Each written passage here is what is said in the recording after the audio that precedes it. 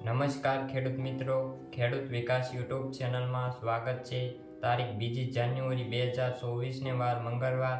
આ વિડીયોની અંદર આપણે જાણીશું કપાસના ભાવ। તે પહેલાં ચેનલ ઉપર નવા આવ્યા હોય તો ખાસ ચેનલને સબસ્ક્રાઈબ કરી લેજો અને વિડીયો પસંદ આવે તો લાઈક કરી દેજો। તો ચાલો મિત્રો જાણી લઈએ કપાસના ભાવ।